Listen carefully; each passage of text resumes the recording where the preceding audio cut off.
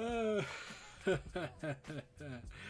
Karrion Kross versus Drew McIntyre. It's just a match. Well, everyone, that's the review. Okay, let's get back to this. So, Karrion Kross and Drew McIntyre, since Karrion Kross's return, has been one of doomsday, because we need more reminders that the end of the world is happening in our lives. And with him, he has Scarlett, which means he is completely perfect in the eyes of management. And ever since Drew McIntyre decided to reference his past run on Raw, which was an absolute disaster, and killed any mystique he had, or anything that was working. And I still cry when I have to remember that.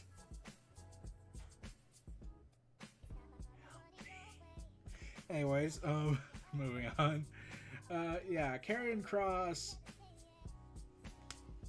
and Drew McIntyre have been having this feud going on ever since he came back, and with Scarlett, because Scarlett's awesome and pretty much the thing making Karrion Kross relevant for the most part in people's eyes, because let's be real, even Karrion Kross knows, yeah, it's Scarlett that makes my career really the way it is, because it turns out originally he was supposed to show up on AEW in the position where Big Colin Cassidy was supposed to be in, but Karrion Kross was like, okay, I'll do that. I'll put him over.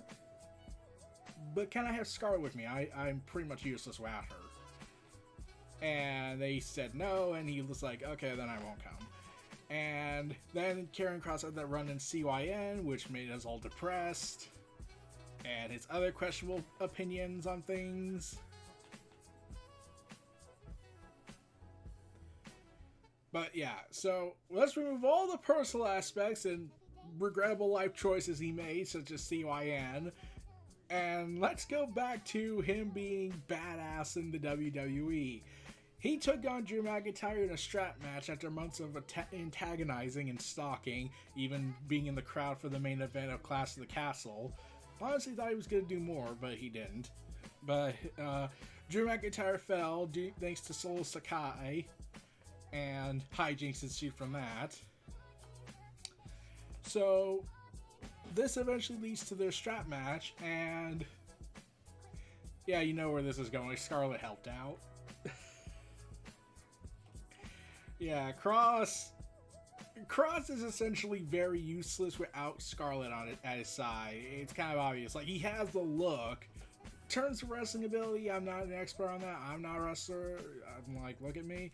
I'm just a fan. But a lot of people have said that he's everything Vince wants. He's big, muscular, tall, and he has the hot girl at his side. Vince should freaking love this guy, but because he was NXT, Vince immediately hates him.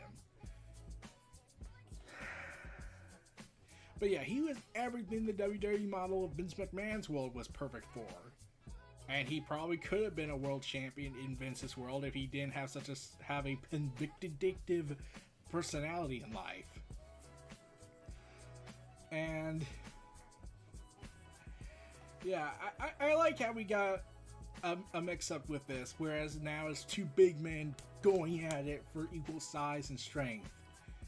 And yeah, it was a good 10-minute fight. It's a good 10-minute fight, strap match. For the the match was technically longer, but yeah, it was unofficial in the brawl they had throughout the arena. And yeah, Scarlett was the reason Kross won this match, and there's a lot of things Scarlett is that is awesome. And I am just thinking to myself, man, remember that time where Karrion Kross and Scarlett married on an iceberg in Alaska? Wait, where did they marry again? I think it was Alaska. Yeah, that was the thing. You're wondering about the noise. It's my typewriter keyboard aesthetic clackety sounds. It's awesome. Oh, man.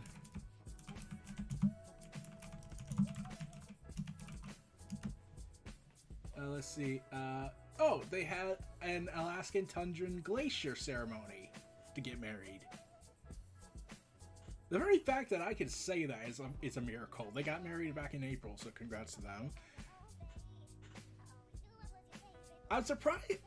I'm glad they have not had the WWE typical leashing removed of, let's address their relationship. Let's go ahead and say Karrion Kross and Scarlett sitting in a tree like Jericho did with Rusev and Lana, which, okay, it was real that they were in love with each other, but still, in terms of the story, I don't think anyone wanted that, and leading to the worst love square storyline in the history of ever that never really got resolved because they had a personal life, and Vince hates that.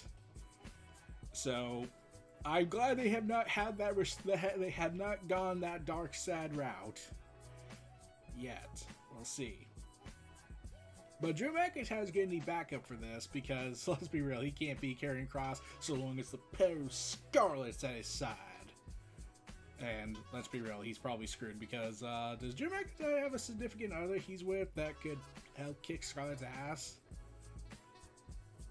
Or just any woman that could help him? Like maybe Becky? Like they're native of their country, so the last kicker and the chosen one could be an interesting fight between Karrion Kross and Scarlett, though that would mean Becky would have to move to Raw to move to SmackDown, so that's out of the question. Plus she's still owed a receipt from Damage Control.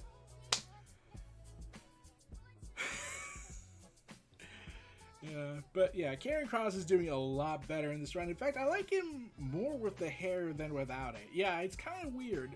Like, he was already good with the bald head look, but I actually like him more with the hair than without it.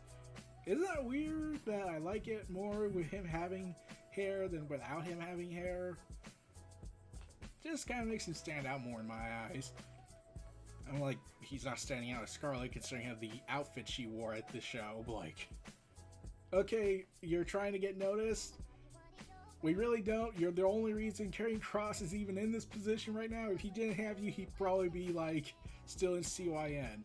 Let's be real. Oh, man. But, yeah. I know I make dunks on them on that front, but, like, everyone agreed that Scarlett was the big piece in this whole thing for Karrion Kross to get to this position.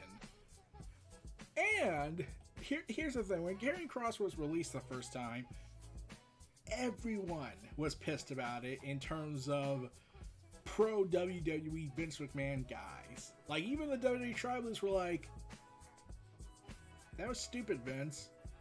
Man.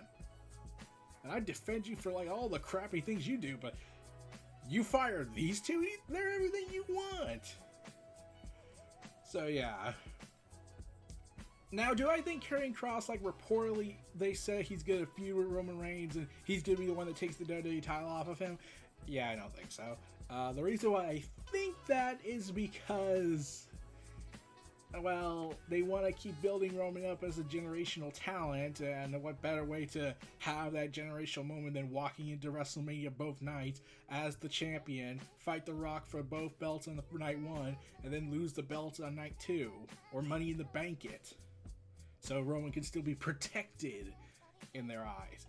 There was a rumor that they were thinking that, or just having a, just finding any idea. Like, reportedly they were like, we don't have any ideas. We can't drop the belts on him. We can't. You could just do what you did at WrestleMania 2000 when Kurt Angle was double champ. Just have him lose both belts and never get pinned. Stop bringing up logic. Anyways, so yeah. So Scarlett Bordeaux, and Karrion Kross helped defeat Drew McIntyre in his strap match, and man, it's not Drew McIntyre's summer and fall. Like, He had everything going for him. It looked like it was coronation night for him, and he failed. And he sang afterwards, and Drew McIntyre even admitted in an interview that he honestly thought the crowd was going to go into a bloody riot. Because that was a thing, because they think fans will be that rambunctious. And who am I kidding? This is the internet. They would have done it more. Like, I heard, like, I'm not going to talk about the drama that happened during that weekend, but still, it was annoying that someone actually went out of their way to compare the booking ending to the show to abuse.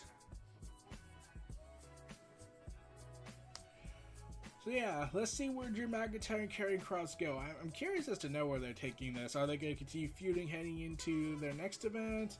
There was rumors that, like I said, remember how I mentioned Karrion Kross was going to fight Roman Reigns? That was rumored for Extreme Rules, but clearly that didn't happen. Roman Reigns went on paid vacation leave. Like, this is the part-time life. I'm totally like Brock Lesnar now, except I have more personality and will willingly take a bump. More so. So yeah, that's about my thoughts on this whole thing. I'll be seeing y'all guys again later this week, hopefully for AEW Dynamite, unless something explosive happens behind the scenes again. In which case, then I'll wait till SmackDown because I'm starting to watch just for Bray Wyatt. So thank you for now. Until they screw him up again eventually, if they do, then that's it. You're done. This is done. This can't work.